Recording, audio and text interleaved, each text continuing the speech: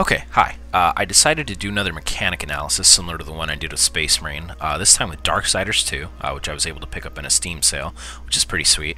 I actually played all the way through Darksiders 1 and I really enjoyed it. And I find the combat in these games sort of remarkable in the sense that I feel that they have very well implemented mechanics despite not having hardly any depth. Darksiders 2 is a little bit of an improvement. Right now I'm only about a half an hour in. I'm sure there's much more to it. If I recall, the first Darksiders ended up just continually giving you new mechanics. So this one's going to be a little light even for the game. But I still wanted to do my sort of, open area training test with the mechanics and kind of expose it to you. So what we have here in Darksiders is we have on the A button you got jump. So it's a pretty short jump. It doesn't go very high, but it does have some decent effects. There's an effect on the ascent and an effect when you land. And you can't really vary the height on it, which is kind of a bummer, but that makes sense. That's fine. On the X button, we have the basic attacks. This particular character starts out with scythes, or scythes, however you say that. And the designer-made arbitrary combos are solid. They're really fun to do, and they carry you a good distance, and etc. There's a couple branching points when you pause, like that. On the Y button you have the secondary attack. In this case it's a hammer. My temporary roommate right now actually has this, and he's much further in the game, and apparently there's a whole bunch of secondary weapons that I've seen, and a lot of them actually look really fun and cool, so I'm excited to kind of get my hands on them. But for right now I've got this hammer. It's pretty huge and ridiculous and, classic Darksiders style, which is totally cool. I dig it. The B button doesn't appear to be doing anything yet. The right bumper is our dodge, God of War style. It's doing the thing where, depending on where you're facing and the direction you're pushing on the left analog stick when you push it, you'll get different animations. So in this case, I'm facing forward. If you're not pushing the stick at all, he'll just fly straight backwards, which makes sense. If you're pushing forward, he'll die forward, and if you push it left and right, he'll kind of play the forward animation, except in the direction you choose. What's interesting is that they have this, it's basically a form of spam control, where if you do this 3 times in a row, it plays this third jump that has a different animation and a little bit of an uncancelable weight at the end of it, which is sort of a little bit of punishment for trying to do that too much. Now, the first time I ever saw this was in Bayonetta, and it was a lot more punitive, but it also happened after 5 dodges. Now, similar to Bayonetta, the dodge in this game is the only defense mechanic, so this does make sense.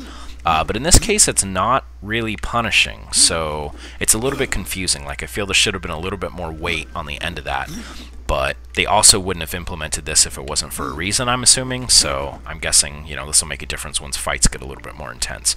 On the left bumper, we've got, it's a way to sort of assign and activate different, sub-mechanics. So in this case, all I've unlocked right now is a teleport, which is kind of cool. I'm not totally sure what it does yet or what its function yet. I haven't actually gotten to apply it in a fight as of now, but that's what we're looking at. The left trigger, just kind of does like your strafing, focus on an enemy if there's an enemy nearby type mechanic, and the right trigger as of now doesn't do anything. So let's go ahead and take a look at this stuff. So first things first, these animations have really good effects. They're very visible. There's no perception issues. You totally know what's going on. They carry you, like I said, kind of far, and the one sort of gripe that I have with the mechanics in these is as far as the translation on the attacks goes, is that I feel they're very slidey and very lightweight, which is sort of the problem I also have with the game Shank by Clay, is that the attacks do feel good and the animation is very good, but just the distance you get carried and the speed and the curves, it all just sort of combines together to get you this very floaty feel, which is interesting. It's not bad, but it does sort of make the character feel lightweight, which is interesting to me because, especially in Darksiders, these are really big, chunky, heavy, spectacular characters, and I feel like it should be a little bit more grounded. But for the most part, it does feel good, so like I said, it's a minor gripe. It is much better on this hammer. There's a big anticipation on the animation, really good effects, like usual, and the audio, it's kind of hard to see. I had to turn it down a bit for the recording, but the audio is solid, so this actually does feel nice and heavy. I guess I just sort of wish this primary weapon did too, a little bit. But like I said, minor gripe. You can cancel everything whenever you want with the dodge, which is nice, God of War style. But it does some interesting buffering things I've noticed, like if you attack, cancel with the dodge, you can cancel it again with another attack, but only past a certain point. So like I'm pushing the button right as I dodge cancel and nothing's happening, but if I sort of push it in the second half of the animation, I get this like immediate land and then attack mechanic, and I totally don't understand the function of that. Maybe to make more sense. For all I know, it could have been an accidental implementation, but it's there, which I think is interesting. But yeah, it looks like any attack, no matter what, can be canceled by the dodge, which is nice. That feels good. And it's definitely a God of War style dodge in the sense that you're practically invincible. So even if you dodge right into like the attack effects of an enemy, you're still going to be safe. There might be exceptions to this, but I haven't seen them yet, and I don't remember them in Darksiders 1. Correct me if I'm wrong. But that's cool. And that is the only defense mechanic, and you know, if you've read some of my posts on the AdSense blog, you know that I really appreciate elegant defense, and that there are as few defense mechanics as possible. So I like that when you can successfully pull that off. Yeah, it's good. The other thing I usually like to check for is jump canceling, and in this case, it looks like the way you launch enemies into the air is to jump cancel, which is interesting. So in the middle of an attack, if you hit jump, instead of just flying into the air and canceling the attack animation, you sort of link into this, like, you know, launching upward attack, which is interesting. And once you're up there, you could just go to town with your air attacks. Now, the air attacks aren't particularly interesting, and the camera is super annoying once you go up into the air. As you can see, like, I'm adjusting it once I land back on the ground.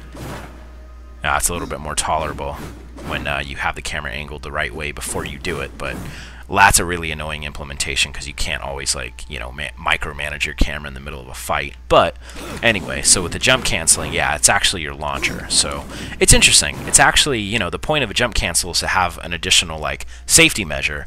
And this is not only a safety measure, but it's an offensive safety measure. So it's interesting. In the few fights leading up to here, like, I've sort of been relying on it. So that's sort of like a thing to think about, you know. It's like they might have created a overpowered mechanic here, but it feels good. It looks good. You've got a little bit of charge stuff I've noticed, especially with this hammer. If you hold the button down, you just kind of do this business. You can do the same thing in the air, you know. And that feels less good for some reason. I think the curves are a little strange, but for the most part, this is solid. You know, it's fun to do. But yeah, so yeah, you know, like I said, solid implementation of everything despite being a little bit floating, a little bit lightweight. But yeah, for the most part, I really like it. Like I said, I enjoyed Darksiders 1, and this is, you know, sort of looking like it's going to be another enjoyable combat experience. But there just isn't much you can do in way of expressing yourself. So it's like, you know, you can do this arbitrary ground combat stuff. You can jump into the air and do this really shallow air game. There's a little bit of branching between the two weapons. So it's like if you interrupt your X attacks with a secondary attack, you get a slightly different chain with 1 or 2 extra attacks in it, which is interesting. But I mean, the fact that there doesn't appear to be a huge difference sort of renders that not super useful. But I'll have to play with it a little bit more. It works in the other direction too. If you interrupt your Y attacks with an X attack, you get a unique, you know, scythe combo, sort of. Like I said, they start out unique, and then they end up just kind of finishing the same way the regular standing X attacks do. But yeah, so that's sort of the cursory evaluation that I'm doing in the open area. If fights end up being tremendously more interesting because of certain enemies or because of certain mechanics that I get down the road, I'll do another video. But for the most part, yeah, just kind of wanted to do one more of these so you can see the process. And yeah, I will have a new video soon. Thanks.